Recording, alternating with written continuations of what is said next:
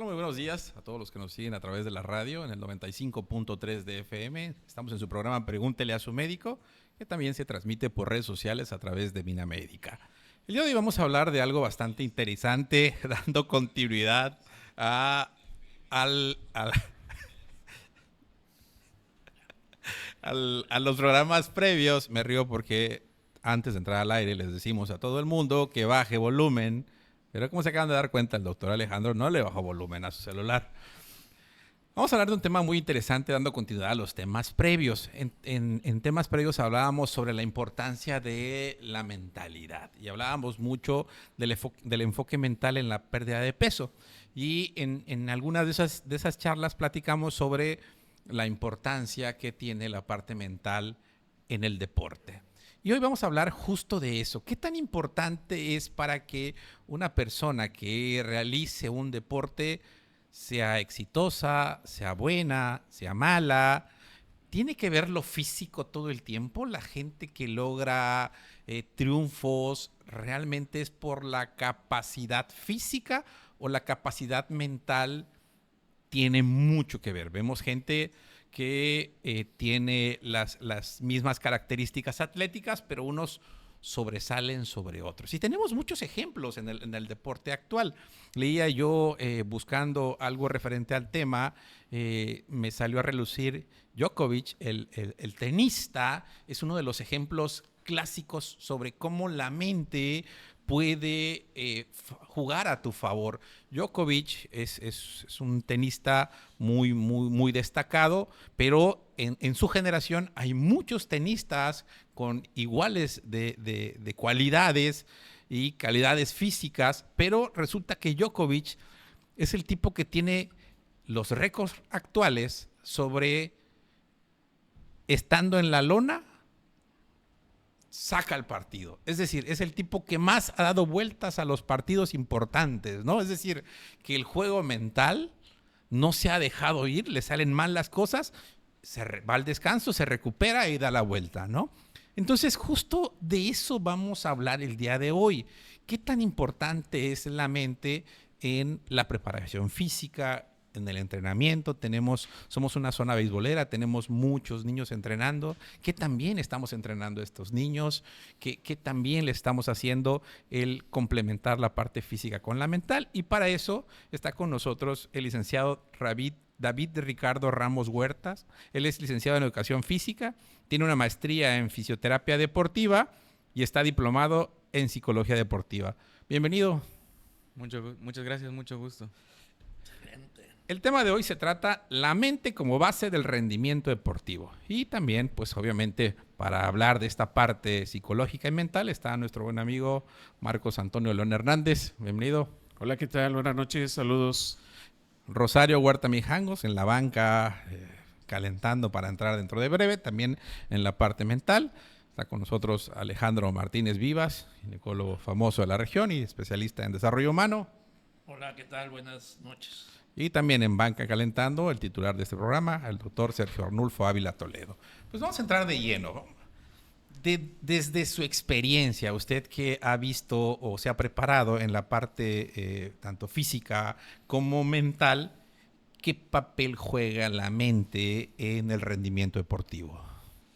Me gustaría comenzar diciendo que la mente juega un papel muy determinante, ya que muchos atletas se preparan físicamente, pero no todos tienen la intención o la guía para preparar su mente. Entonces, cuando uno está en competencia, la mente es un factor muy determinante, ya que si uno no gestiona todas esas emociones, la mente puede dominar el cuerpo.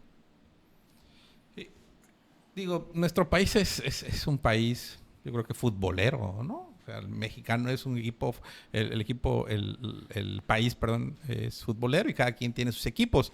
Y aquí el doctor Sergio, el doctor Alejandro son cruzazulinos, ¿no? Un ejemplo de esto es Cruz Azul es un equipazo, juega perfecto, se topa con el América en finales, en cuartos. Ya le ganamos. Y regularmente se elimina. Y uno dice, ¿cómo es posible? O sea, venía jugando tan bien, ¿cómo de repente se derrumba este equipo que jugaba tan perfecto como que el juego mental, ¿no? Llevamos 5 años perdiendo, ahora sí me toca ganarle al América y ¡prum! Me derrumbo, ¿no? Y en relación, pues, la siguiente pregunta. ¿Considera que el factor mental pueda marcar la diferencia entre deportistas de un nivel físico similar? ¿Por qué? Sí, sí es muy importante y sí marca una diferencia. Precisamente hablando desde la preparación y desde la gestión, autorregulación de las emociones, tenemos que a veces el atleta no sabe gestionar la adrenalina y se sale de sus cabales. ¿Cuántos, en el ejemplo del fútbol, cuántos futbolistas no terminan a los golpes por no gestionar sus emociones? Se dejan llevar, se dejan vivir y terminan en golpes y afecta al equipo al final de cuentas. Y fíjense que nos vamos un poquito, yo creo que estamos hablando ya de atletas, pero lo más cotidiano, el acompañamiento que como papá y mamá le doy a mi hijo que está realizando un deporte, ¿sí? Desde las gradas, gritándole, insultando, creando bulla y generando a veces ambientes no sanos para los niños, ¿no? Exigiéndoles, ¿sí? Maltratándolos desde ahí, abusando de un no respeto, ¿sí? Y exigimos que nuestro hijo dé lo mejor. ¿Es un estímulo adecuado este? No, miren, cuando nosotros somos entrenadores tenemos también la tarea, y tal vez suene un poco mal, pero también tenemos la tarea de educar a los padres, porque precisamente el especialista, el que se prepara en eso, pues es el entrenador, y hay veces que los papás quieren ser parte entrenador y parte papá, y eso termina mal todo eso.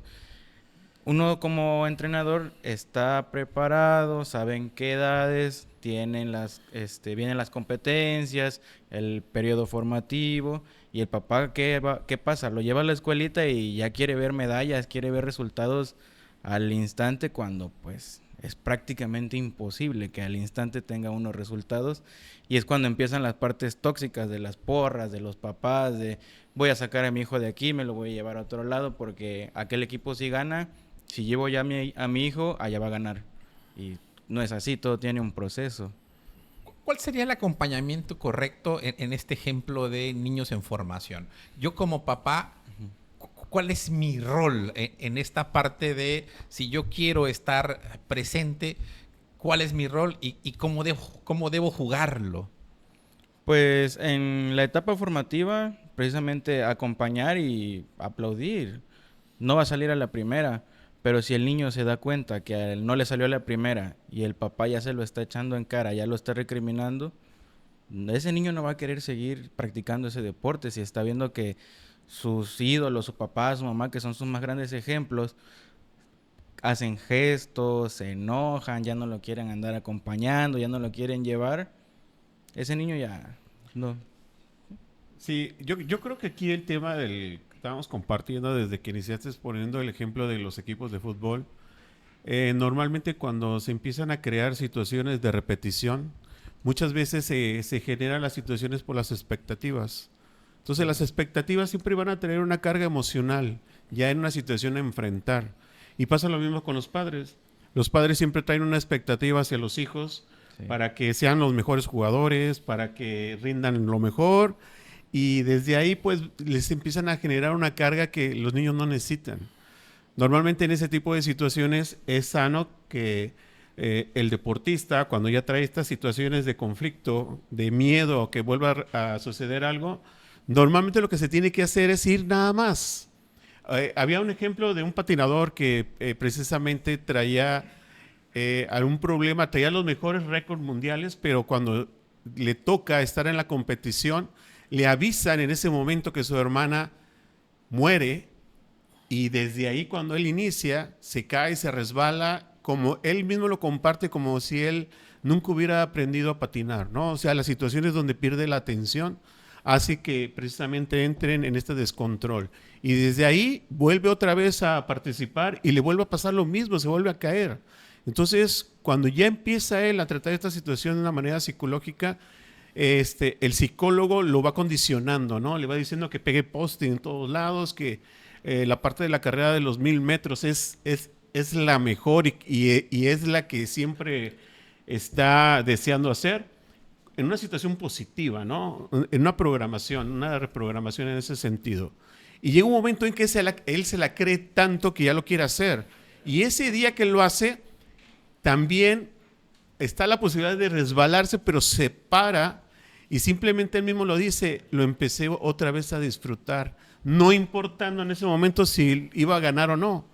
Y ese día se llevó el récord mundial. Entonces, esta parte de las expectativas siempre van a traer esta situación de peso y normalmente cuando no se cumplen, pues trae mucha frustración, ¿no? Por eso ves a los papás que están gritando, que la parte también del entrenador también, donde no hay un respeto y se junta todo, pero normalmente es en base a las expectativas. Sí, sí, y sobre todo eso que menciona el psicólogo, es muy importante el respeto. Como padres, respetar el trabajo del entrenador. En el momento del partido, la competencia que se esté llevando a cabo, es muy importante respetarlo. Dijeran por ahí, la ropa sucia se lava en casa, ¿no? Si yo tengo algún comentario hacia el entrenador, yo no debería de hacerlo ahí en ese momento, enfrente de tanta gente. Si ya en privado yo platicaré con el entrenador y todo, pero si el mismo papá está invalidando al entrenador, ¿qué ejemplo o qué respuesta se está llevando el niño? Sobre todo en edades formativas. Es que, Claro. qué difícil, lo platicábamos el programa pasado. Tenemos tantos campeones frustrados, ¿no? Sí, muchísimo. Tantos deportistas frustrados, tanta gente que no tuvo la capacidad o no tuvo la oportunidad de debutar, ¿no? O sea, el beisbolista que era muy bueno, pero no hay continuidad en ligas juveniles y se pierde, ¿no? Que hizo 2, 3 mundiales porque era un excelente y se pierde. El futbolista que pues no tuvo la oportunidad, llegó a tercera, cuarta y ahí se quedó y tiene una capacidad enorme. ¿Cuánta gente frustrada deportiva tenemos que terminan siendo padres de familia, que son los que van a mentar madre, a gritar, a pelear, a creer que tienen mejor capacidad porque tuvieron mejores logros deportivos que el entrenador? Cuando, ojo, no es lo mismo ser un buen deportista que ser un buen entrenador. Ahora, Sí. regularmente los padres le vamos a pedir a nuestros hijos lo que nosotros no hicimos, ¿sí? Sobre todo en el deporte, ¿no? Queremos que sea un excelente beisbolista y yo lo añoré, ¿no? Y lo critico y lo juzgo y hago, lo hiero, ¿verdad? Con tanta toxicidad que lo único que logro es la frustración del niño, ¿no? Y le sigo exigiendo y sigue aumentando esa frustración. Esto creo que todos de una u otra forma, al menos hablo por mí, lo hemos vivido alguna vez, sí, cuando fuimos deportistas. También la ausencia, por ejemplo, de papá y mamá cuando estamos haciendo algún deporte, ¿no? Yo recuerdo mucho que a mí me encantaba que me fueran a ver y nunca me fueron a ver. Siempre deseé que quisieran que fueran a verme y nunca me fueron a ver, ¿no? Y hace un momento que decías acerca de las frustraciones de los grandes deportistas, pues tenemos a la gimnasta que número 1 de Estados Unidos, Simone Biles. ¿sí? Que excelente, olimpiadas, todo, y de repente viene la última y se viene abajo, ¿no? Y bueno, ¿y por qué? ¿Y por qué? ¿Y por qué? ¿Y por qué? ¿Y por qué? Bueno, pues ya después se supo todo el abuso que vivió, y al igual nuestras clavadistas. Tenemos una excelente escuela de clavados, ¿no? Y de repente, ¿qué pasó? Que nos venimos abajo en todo esto. ¿Y qué pasó con esas clavadistas? Después se supo también todo, la bola de acosos que se presentaron. Y bueno, pues así no es posible realmente dar un rendimiento. Ni sin la visión, ni la presencia, ni la supervisión, ni con el apoyo, ni sin el apoyo, perdón, ¿no? Así. Sí, yo mi experiencia personal, en base a lo que en algunas ocasiones he apoyado a algunos equipos, hablando por ejemplo de la etapa de la formación, cuando van los papás y los papás, ¿qué es lo que hacen? O sea, en esta etapa de formación está mucho lo que el niño ve, ¿no? Sí. Y en ese sentido, lo que hacen los papás, llevan hasta sus sillas, se sientan, los niños están entrenando más de 2 horas y ellos están sentados y no hacen ninguna actividad. Y ya después platicando con los papás que cuál es la intención de meter a su hijo a, por ejemplo, en ese caso era el fútbol, decían que pues que tenía que ser un deporte, ¿no? Y yo le decía, y ustedes cuando están aquí, ¿por qué no se dan la oportunidad por lo menos de caminar y no de estar sentados en ese sentido, ¿no? Porque en ese momento de formación, pues el niño necesita un referente. Y el referente a veces pues no lo tiene en casa. Tú llevas al niño a jugar, pero tú no haces deporte. O ya no lo haces, ¿no? Y la mayoría de las personas que estaban ahí pues ya tenían problemas de sobrepeso, tenían otro tipo de situaciones. Entonces también ellos decían mucho que los miedos de llevar a sus hijos al fútbol, el miedo a que se lastimaran, a que les fuera a pasar algo. Entonces, ¿desde dónde lo traes? Pues, ¿no? Entonces tenemos que estar claros que en las etapas de formación pues siempre se le tiene que poner la parte del ejemplo. ¿Qué aspectos mentales consideras más importantes, determinantes para tener éxito deportivo? Considero que algo que es muy importante es el manejo de la frustración. El manejo de la frustración en un deportista, si no se fomenta a una edad adecuada o en un proceso adecuado de competición, puede echar a perder el trabajo de meses, incluso de años, porque la frustración bloquea todo nuestro cuerpo. Lo vivimos cada martes, Sí, jueves, sí, sábado. sí, sí, sí. Sí, yo creo que también hay para complementar lo que compartes es la parte también del autoconocimiento, ¿no? El autoconocimiento y también entra mucho la parte de la ansiedad. Sí, claro. Desde la parte sobre todo del miedo, sobre todo en la parte de las competiciones. Entonces, desde ahí ya la parte de la mente pues juega un factor importante porque el mantenerte en un tiempo presente en ese momento, esa es la clave. Que suena tan sencillo, pero que normal es sumamente complejo porque estás pensando en lo que va a pasar o en lo que ya te pasó, entonces ya desde ahí estás perdiendo el enfoque de lo que vas a realizar en el momento. Nosotros practicamos golf y ahí en el campo hay unos hermanos que son muy buenos jugando golf, ¿no? Entonces cuando tú le preguntas a la familia a quién considera mejor golfista, te dicen, no, pues para mí el mejor golfista es el hermano A, ¿no? Pero le va mejor al hermano B. Porque el hermano A, si no le sale algo, se derrumba. Y el B, no. Si no le sale algo, parece que le pican la cresta y saca la casta, ¿no? Entonces, aunque el hermano A es mucho más técnico y tiene mayor capacidad de juego, el B tiene más triunfos porque tiene, obviamente, una mejor capacidad mental para la frustración. Sí, yo creo que ahí es donde interviene la parte de la resiliencia. Sí, así es. Entonces, fíjate que y esto, la frustración, yo creo que todos lo vivimos. Y en un partido o en un evento, pues, la frustración es la primera que entra, si tú quieres, ¿no? El poderse sobreponer a ella y el poder dar otra cara a esa frustración es la diferencia del éxito y el fracaso en un deporte, ¿no? Por ejemplo, nosotros son 9 hoyos, ¿no? Lo que jugamos y la frustración pues llega en los primeros 3, man. Y si no lograste sacártela, pues vas a hacer 9 o 18 hoyos y va a acabar frustradísimo, ¿no?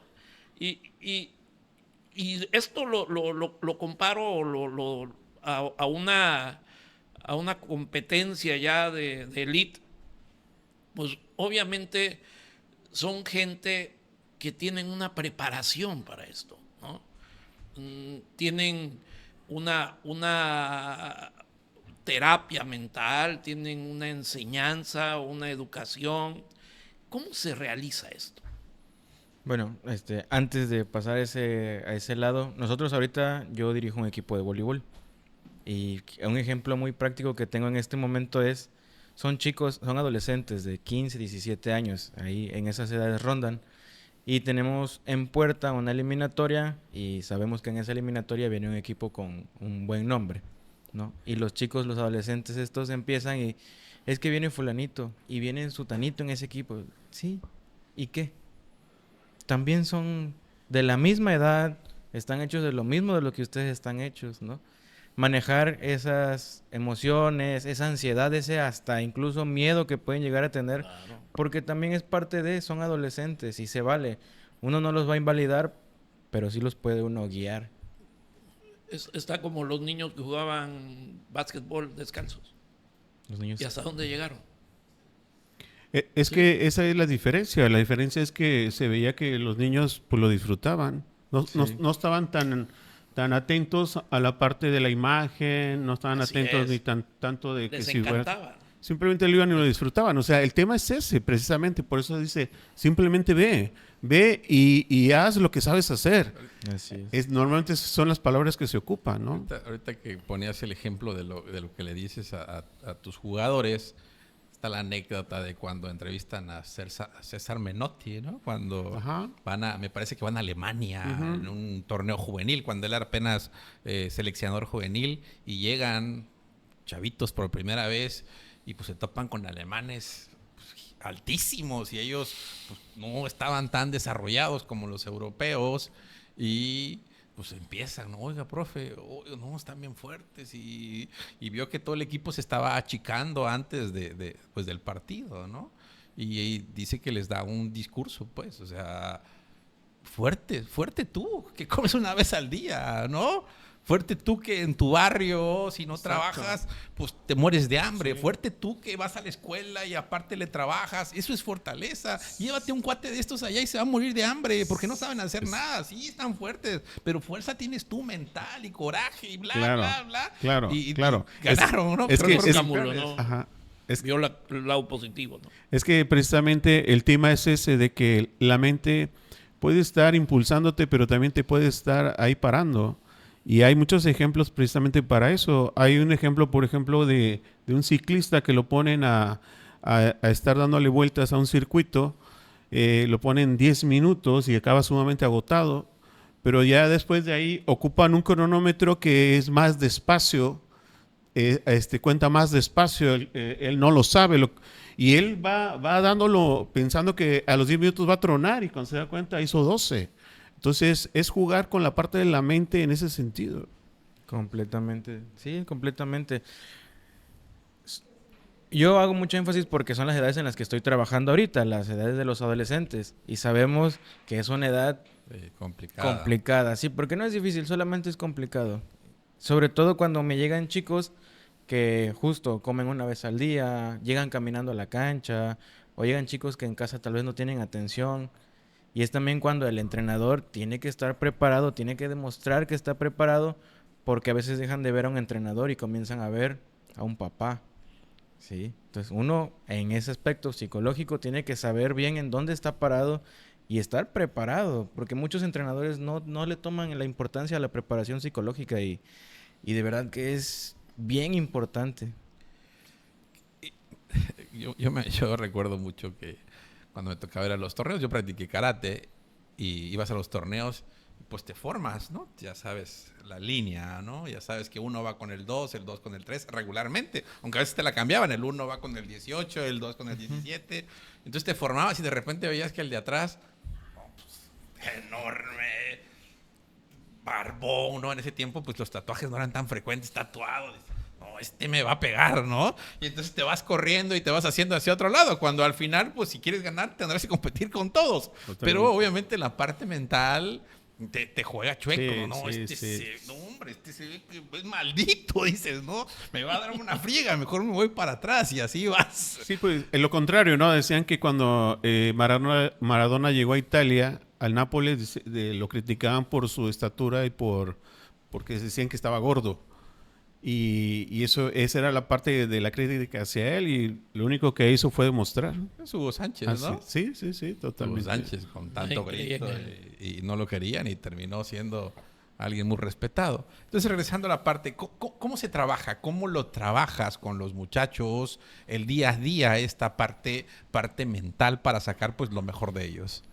Bueno, con los muchachos es un poquito más diferente porque yo lo trato de integrar como charlas, ¿no? Que no se sientan ellos que están siendo juzgados, que están siendo analizados, precisamente como comentaba, por la edad en la que están. Entonces, de repente, el acercarse a ellos y empezar a preguntar, a ver, "Ay, ¿cómo te sientes? ¿Cómo se sienten hoy? ¿Qué han hecho?" Empezar a suavizar el ambiente y ya después saber, a ver, ustedes están teniendo fallas, no sé, en servicios, en saques, ¿por qué? No, pues a lo mejor la técnica, ok, practicamos la técnica.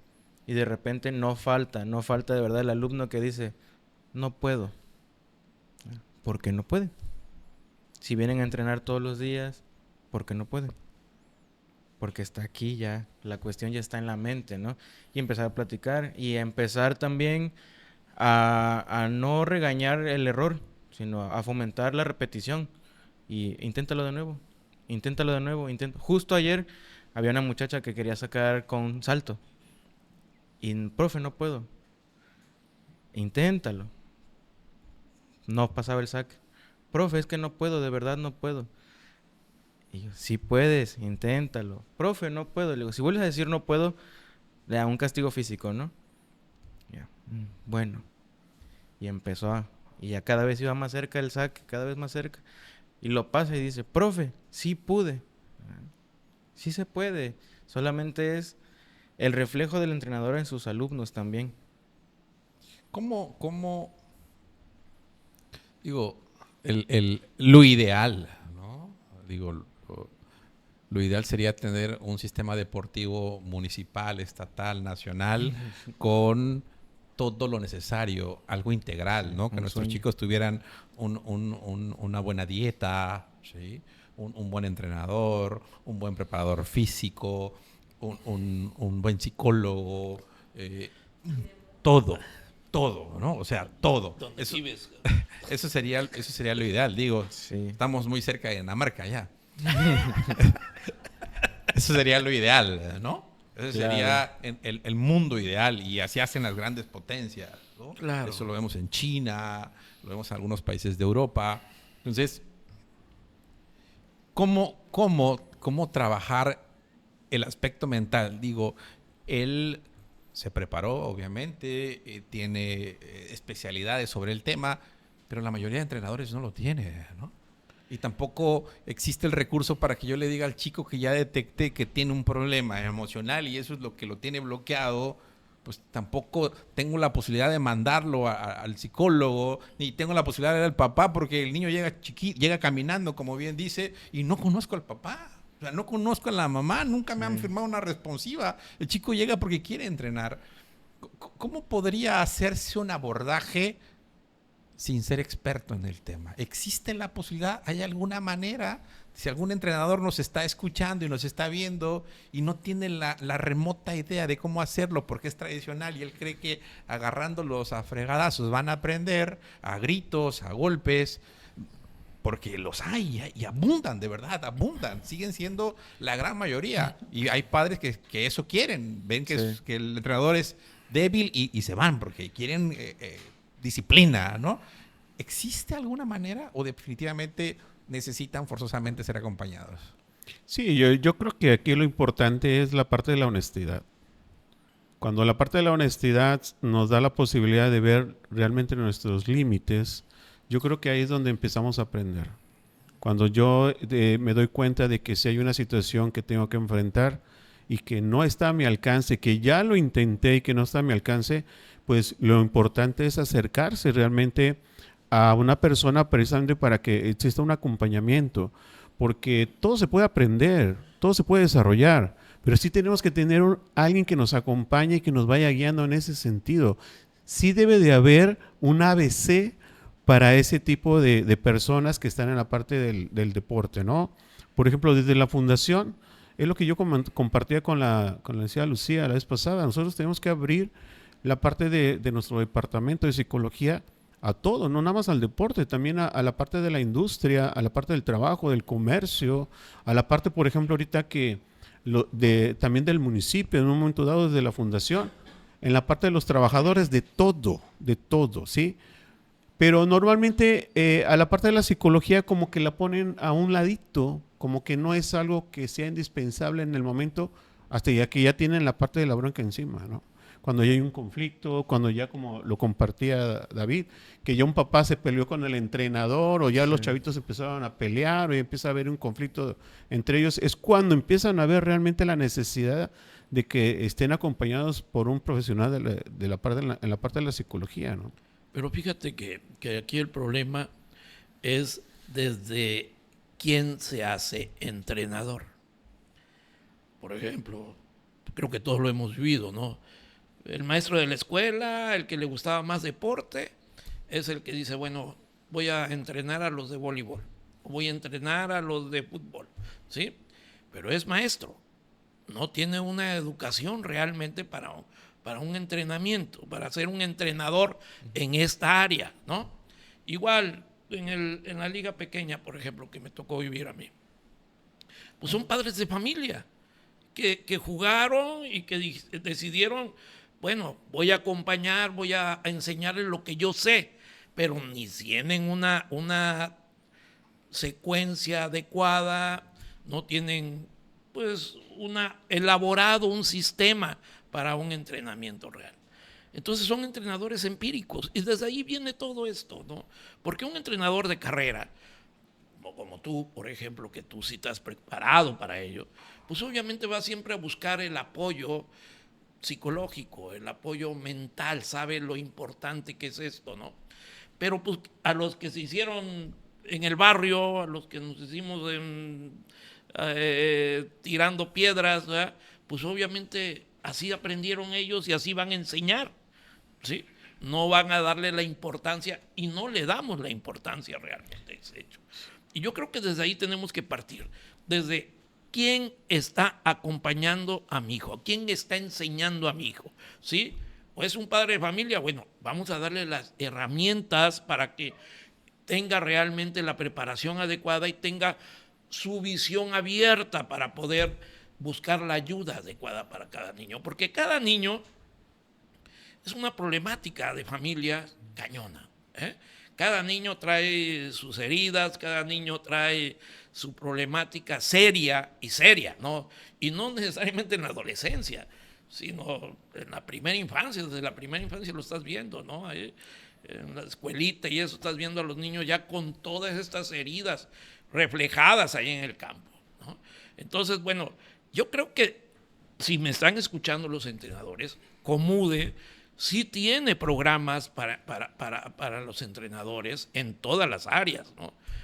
Busquemos también los que presiden las asociaciones deportivas, busquemos que nuestros entrenadores tengan las certificaciones adecuadas para que haya un acompañamiento y una visión clara de lo que necesita el deporte, ¿no? Sí, yo creo que ahí en ese tema que tocan precisamente es porque estamos acostumbrados a hacer las cosas pues al vapor, ¿no? Y no nada más pasa en la parte del deporte, pasa en cualquier área. O sea, Sí, una persona, un trabajador que va a realizar unas labores, por ejemplo, en un taller de electrónica y el que abrió el taller de electrónica estudió una carrera, es ingeniero y se preparó y está pagando un permiso para estarse actualizando y de repente el trabajador aprende a reparar la tele y ¿qué es lo que hace después?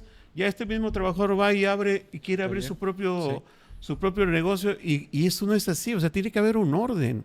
El problema es que aquí no lo hay y precisamente por eso es tan fácil decir, sí, yo voy a ser entrenador, pero eso implica mucho, implica que tienes que ir a compartirte con niños, adolescentes o con adultos que precisamente en base a que no se logran las situaciones, pues van a empezar a haber conflictos y si tú no lo sabes manejar, pues ¿qué es lo que va a pasar? Pues se va a crear un caos, ¿no?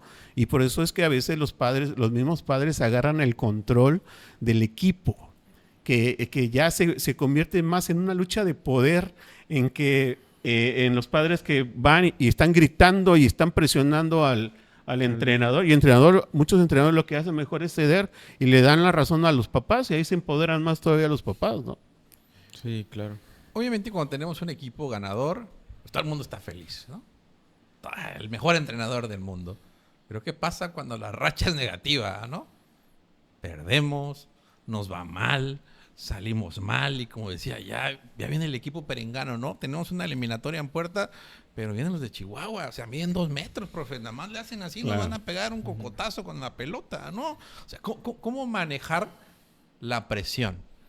Una, cómo manejar el error y el fracaso como entrenador en niños, en adolescentes, obviamente adultos también, pero digo, está un poquito más enfocado a la parte de adolescentes y niños, que es con los que trabajas.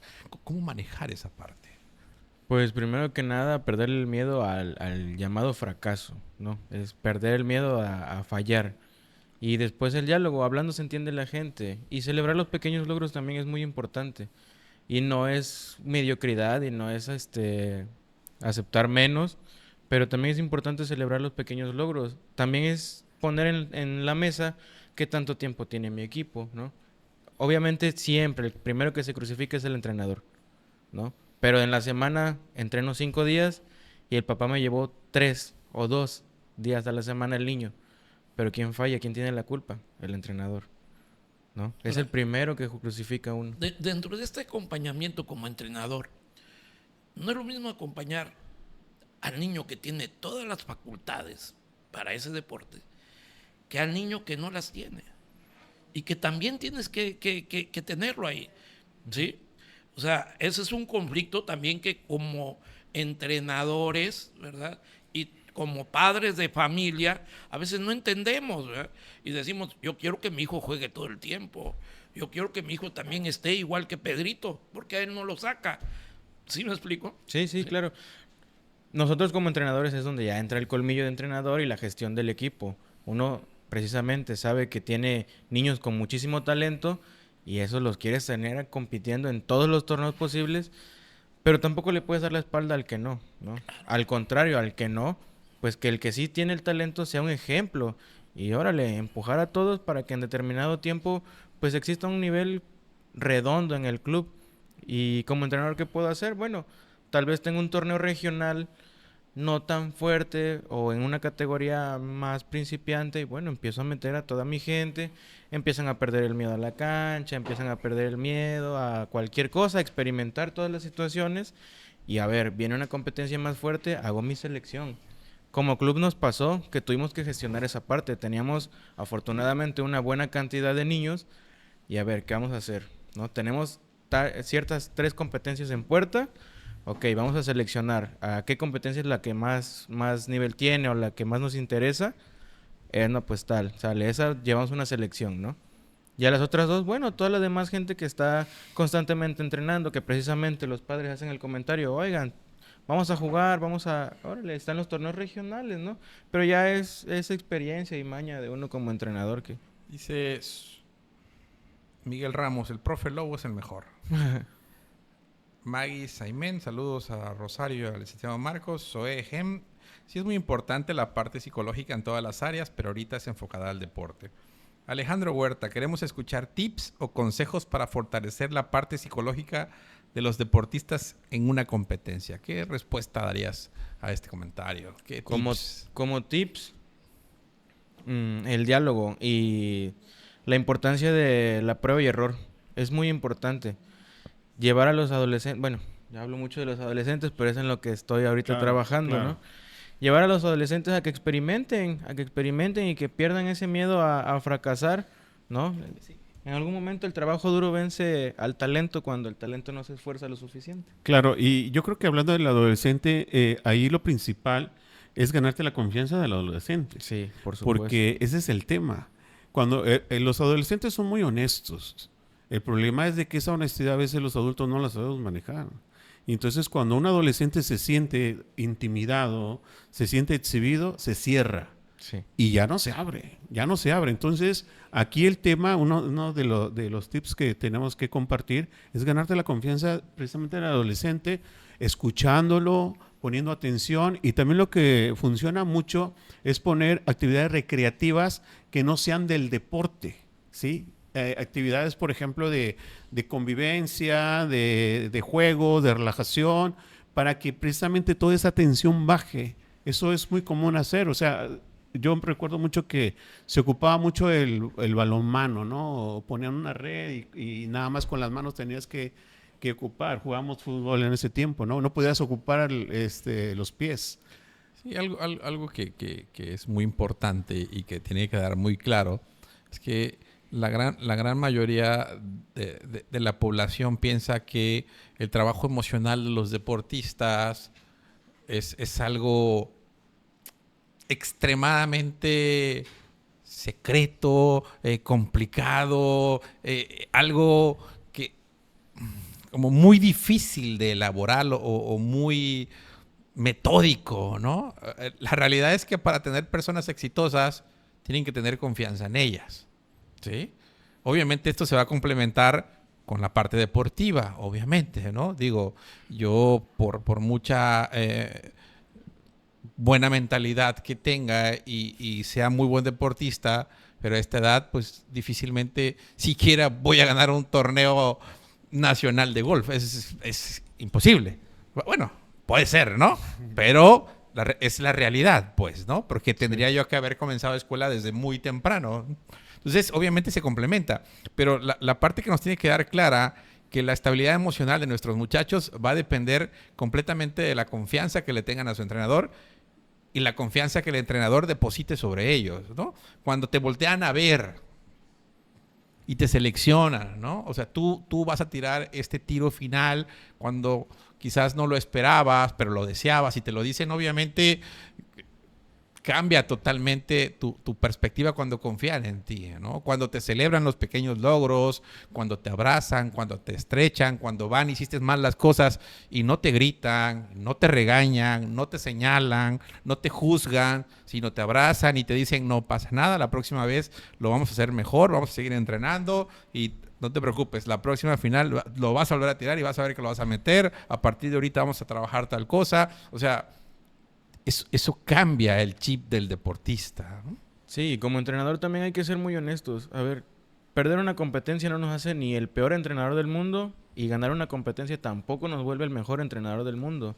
Y si estamos precisamente trabajando con edades formativas o... Bueno, aquí no hay mucho deportista de alto rendimiento, pero...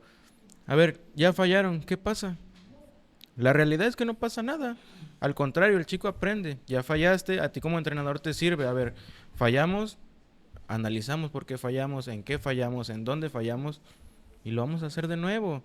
Y entrenamos y vamos a competir y si vuelve a fallar, ok, vuelvo a analizar, vuelvo a hacer mi prueba y error y ya no pasa nada.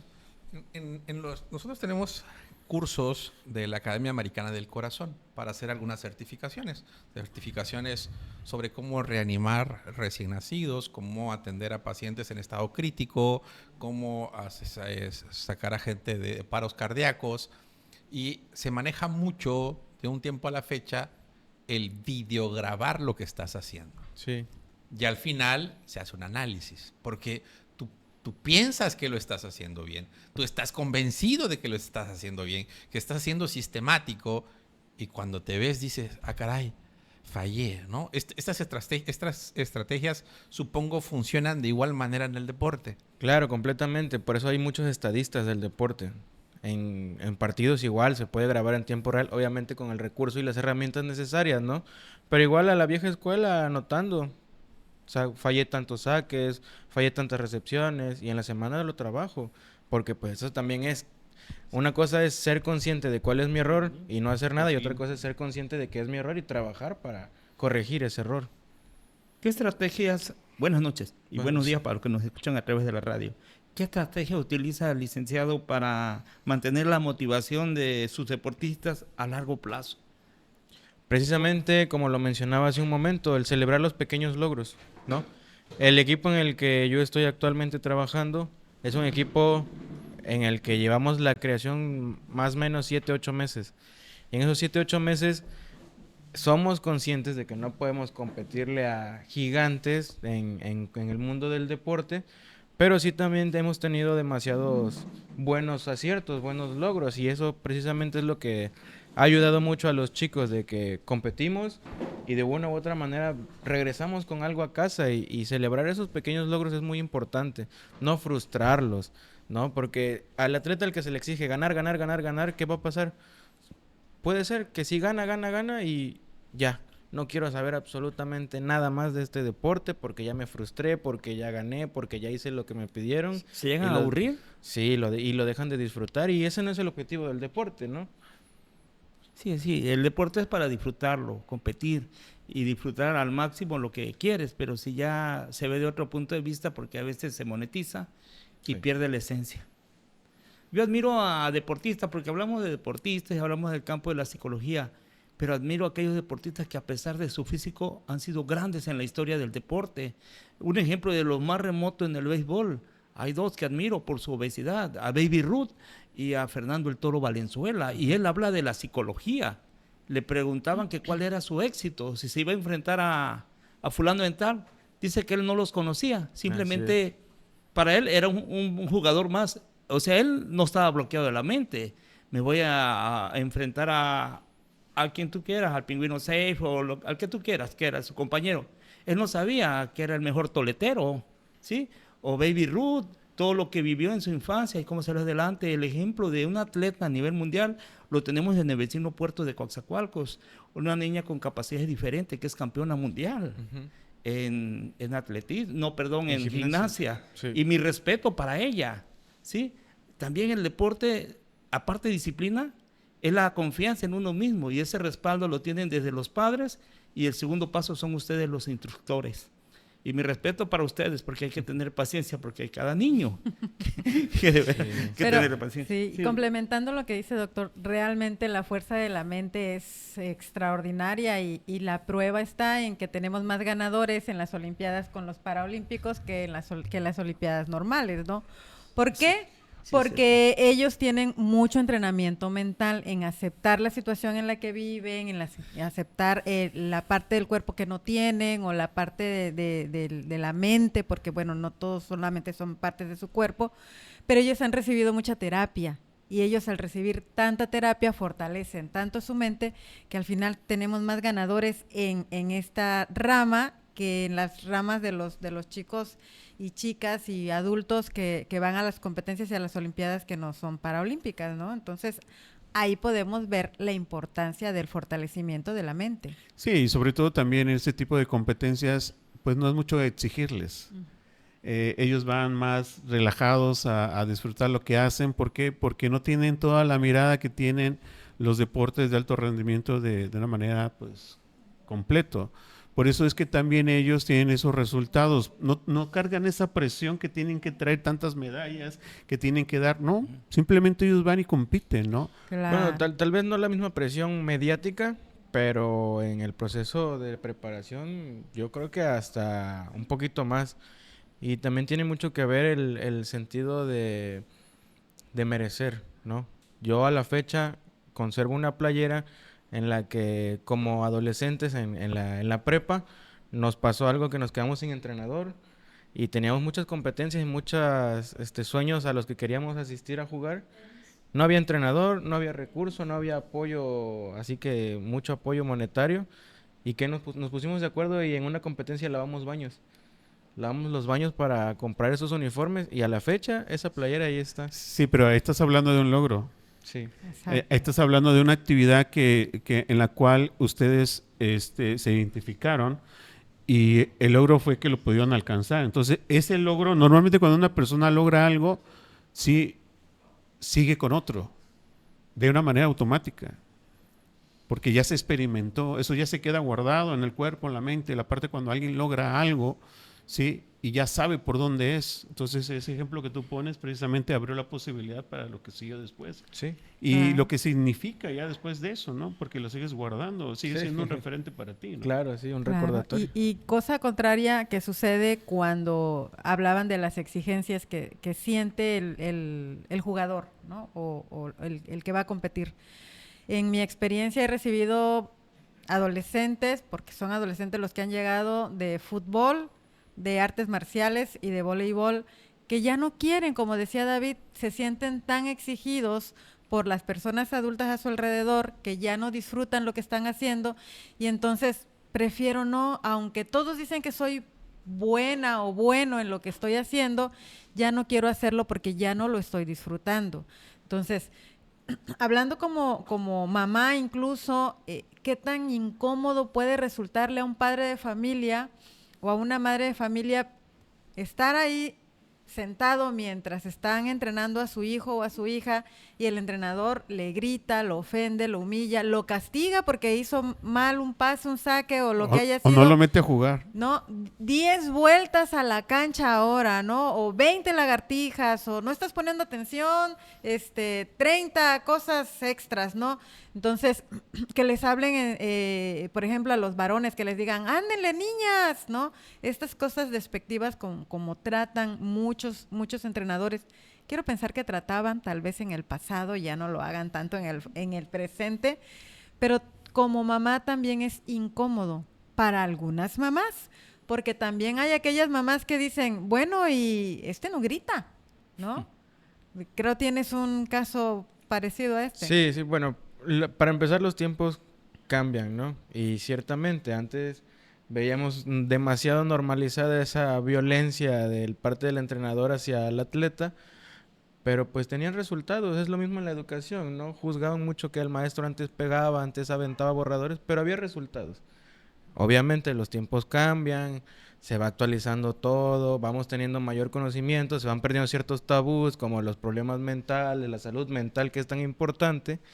Y sí, yo tenía una chica de 9 años en la que su papá se dedicaba a cierta profesión y el señor me decía, grítele a mi hija, tiene permiso. ¿Y yo por qué le voy a gritar a la niña? Si viene a entrenar, a intentar llevar una vida más sana, ¿no? Claro. Yo no tengo por qué gritarle a la niña, ¿no? Pero pues sí, hay muchas cabezas, cada cabeza es un mundo. Claro, claro. ¿Cómo trabaja la confianza en atletas que atraviesan malos resultados o lesiones? ¿Qué es tan frustrante en un deporte? Híjole, las lesiones son demasiado frustrantes y en recuperar la confianza, pues puede ser un tema tardado, porque existe el miedo, la memoria muscular sobre todo. Ya hubo una lesión, de fractura, lo que sea, el empezar a apoyar el pie, es como que no quiero, ¿no? Trabajar ese miedo es bien difícil y es estar ahí acompañando, día tras día, terapia tras terapia, ¿no? Sí, la parte de la confianza también se puede estar trabajando en base a hechos. Así, por ejemplo, el ejemplo que tú pones, para complementar lo que tú compartes, decir de una manera consciente a la persona que se está rehabilitando que ahorita, por ejemplo, la meta es que tú pongas el pie así.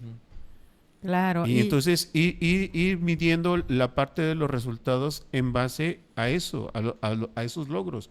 Y quizás para mucha gente no puede ser, pero para él que le está costando trabajo ponerlo, Claro. el hecho que ya lo ponga, eso ya es un logro. Entonces, está bien, ya lo logramos hoy. Entonces, todo eso se va generando en la parte mental y la mente se va reforzando, ¿no? La confianza se crea en base a los hechos y a los logros. Claro, Sí, estas acciones que tienen ustedes, ¿no? Yo recuerdo, yo tuve una caída muy fuerte, teníamos que hacer una carrera en una actividad, en un liderato que hicimos de Vive, y recuerdo que me tomaste de la mano y me llevaste caminando para que yo pudiera atravesar lo que teníamos que atravesar. Yo tenía mucho miedo de poner el pie. Entonces, el que te toquen, el que te sostengan, el que te acompañen con la mirada, con una palmada, tomándote de la mano, va a hacer que vayas adquiriendo esta Exacto. confianza. Primero la confianza la depositamos en el otro, ¿no? En el que me está tomando de la mano. Pero de repente el que me está tomando de la mano me suelta y ahí va conmigo, junto a mí. Esto hace que genere la confianza en mí mismo Sí. o en mí misma, ¿no? Sí.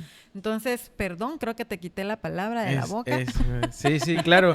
Es que el cuerpo sana, ¿no? Con rehabilitación, con las terapias, el cuerpo sana. ¿Y quién atiende la mente?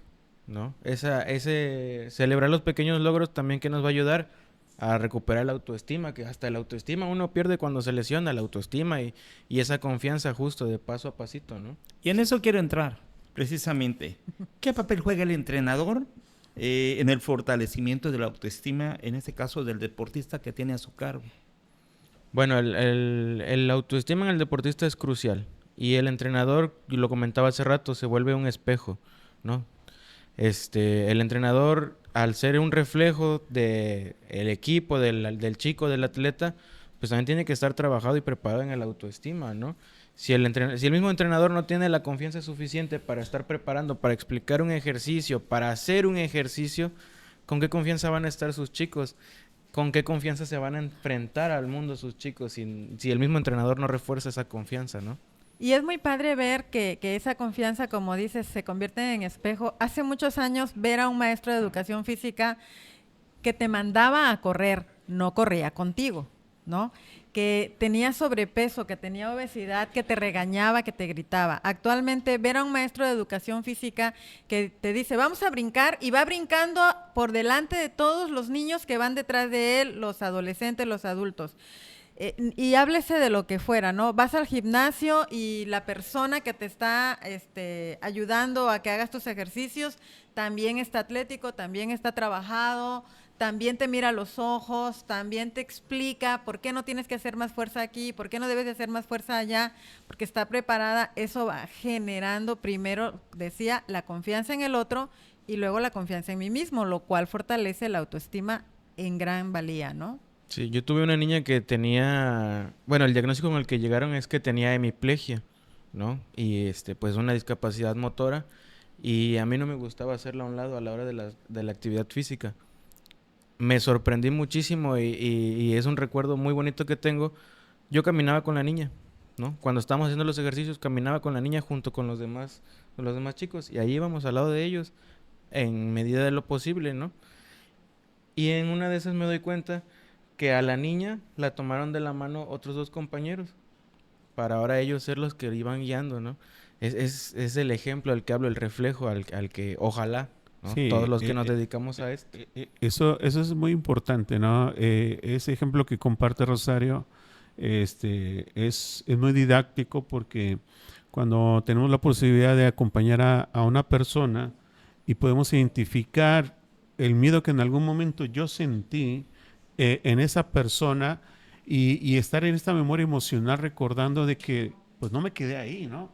O sea, y sucede también, por ejemplo, en la parte de rehabilitación, por ejemplo, con las embarazadas, cuando no tienen pues la posibilidad de estar 40 días cuidándose, o tener a alguien al lado, sino que tiene que a la siguiente semana tiene que regresar a trabajar y todo.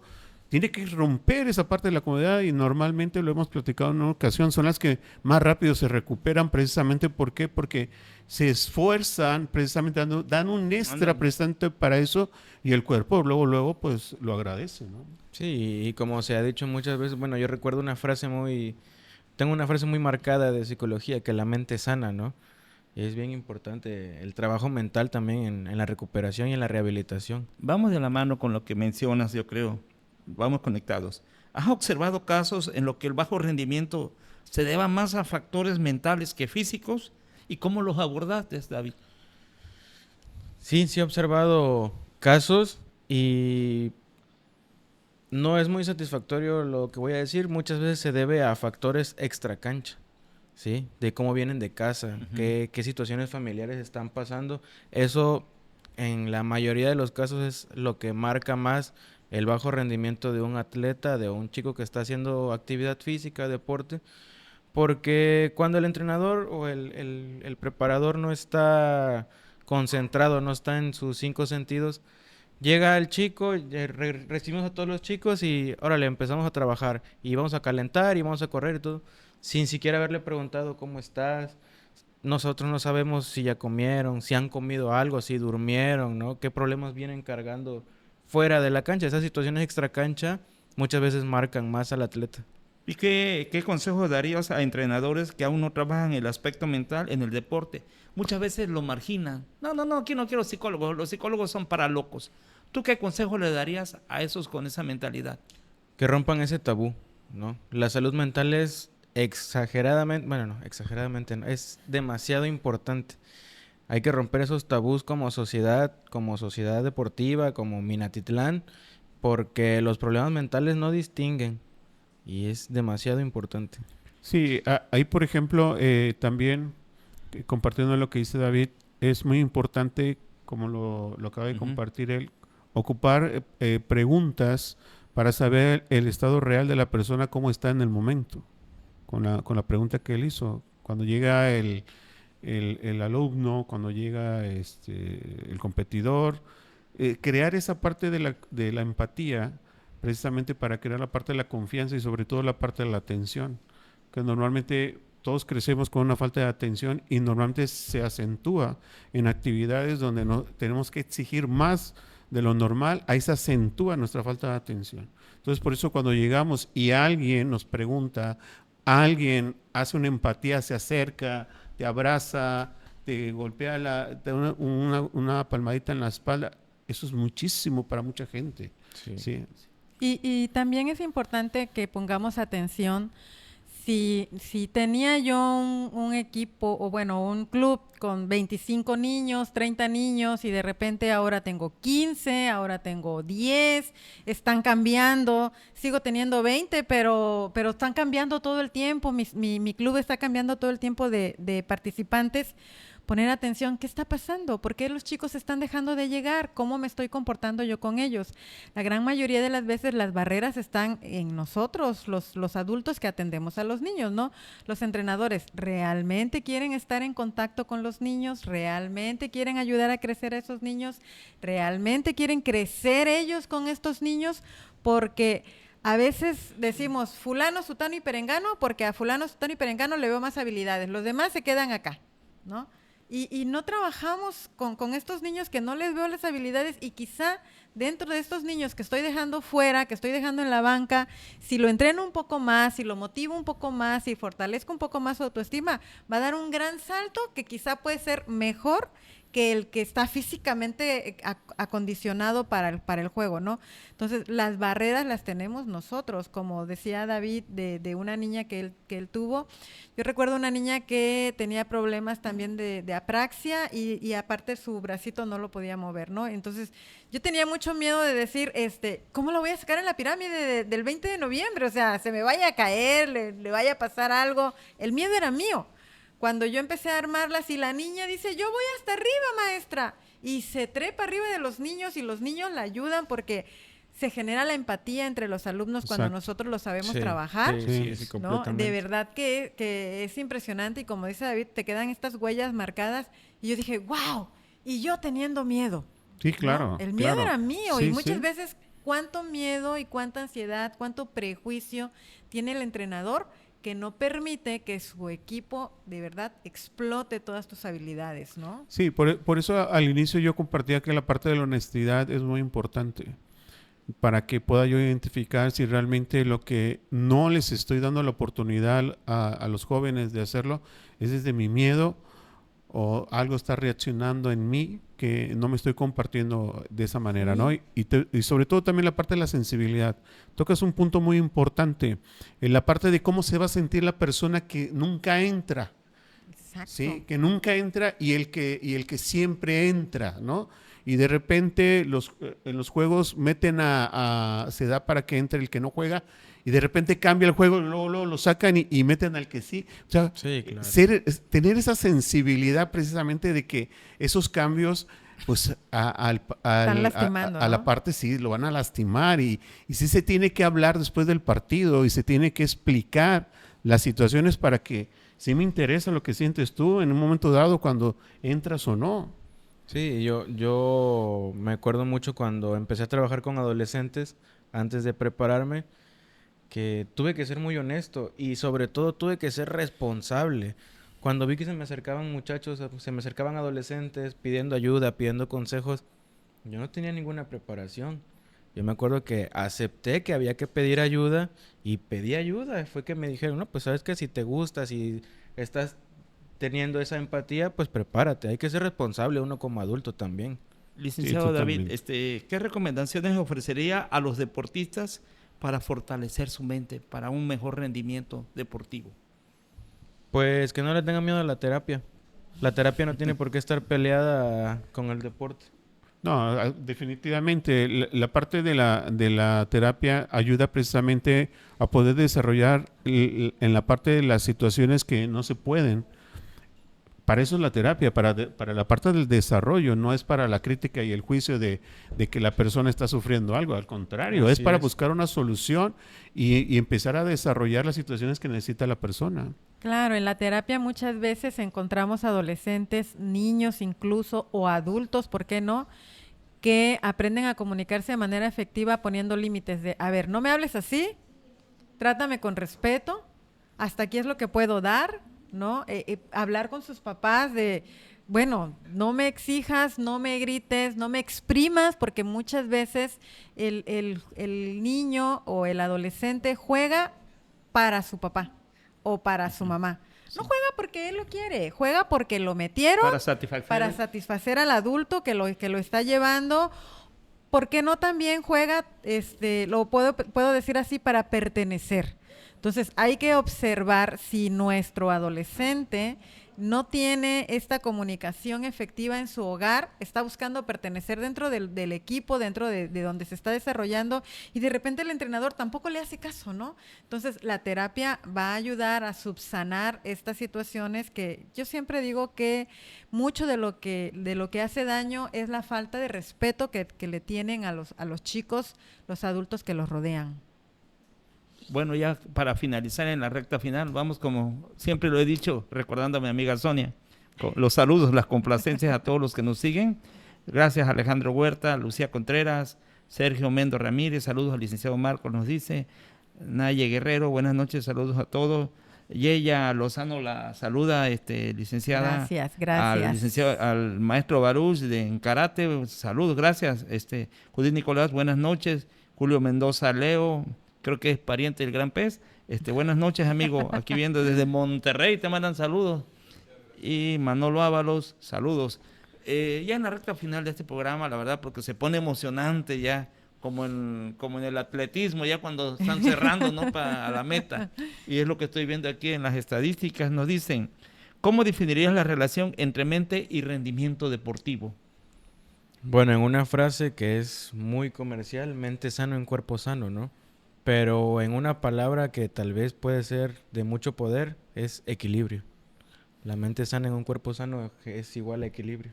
Sí, las estadísticas lo dicen, del 40 al 90% del rendimiento de un atleta tiene mucho que ver la parte mental. O sea, es muy importante en ese sentido. Obviamente la parte física, la parte de la biología es importante, pero lo que determina el que yo pueda ocupar este cuerpo que estoy desarrollando va a determinar mucho para qué lo quiero y dónde lo quiero. Entonces, sí es un alto porcentaje la importancia que tiene la mentalidad en base al desarrollo. Así es. Para ¿Sí? finalizar. Para finalizar, definitivamente el poder de la fuerza, de la fe que tengo en mí, el poder de la fuerza, de la confianza que tengo en el otro, en el que me acompaña, va a ser determinante para el rendimiento que yo tenga en cualquier deporte que me desempeñe. Yo sé que la charla se ha estado tornando más a equipos, pero también debemos recordar que en estos propósitos de Año Nuevo, nosotros hemos decidido tal vez empezar a caminar, tal vez hemos decidido ir al gimnasio, tal vez hemos decidido empezar zumba, cualquier ejercicio que yo vaya a hacer es determinante el para qué lo quiero hacer, hacerlo con una atención plena, hacerlo de una forma consciente, qué cosa es lo que yo quiero lograr. Divertirme es muy necesario. Yo muchas veces le decía a David, a ver, si no te diviertes, ¿qué estás haciendo ahí? Si no te relajas, ¿qué estás haciendo ahí? Esto es para que te diviertas, para que hagas amigos, para que te relajes. Sí, la competencia es buena, muy buena, porque también hace que yo me ponga a prueba y vaya aumentando mi autoestima. Pero el objetivo primordial, ¿cuál es en ti? Cada jugador tiene un objetivo primordial distinto. Entonces, hacer consciente qué cosa es lo que yo quiero cuando inicio, estoy en medio de, yo creo que es muy saludable para que mi rendimiento sea mejor. Nos despedimos agradeciendo infinitamente su preferencia a nombre de la licenciada María Luisa Bravo Ortiz, directora general del Núcleo Radio Mina, a nuestro compañero el doctor Fernando Castañón Leo, productor de Minamérica en las redes sociales. Agradecemos al licenciado David Ricardo Ramos Huerta. Él, aparte de ser entrenador, como lo conocemos a todos, entrenador, él es licenciado en Educación Física y tiene la maestría en fisioterapia deportiva y también el diplomado en psicología deportiva. Es un entrenador completo, tanto en el ámbito deportivo, en lo físico, como lo mental, que hemos estado tratando, y para orgullo de nuestra compañera, la licenciada Micaela Huerta Mijangos, es su muchacho. Pues, Gracias. a nombre de todos ustedes, muchas gracias. Nos vemos la próxima semana en otra edición más de su programa Pregúntale a su médico. Buenas noches y buenos días. Hasta la próxima. Sean felices.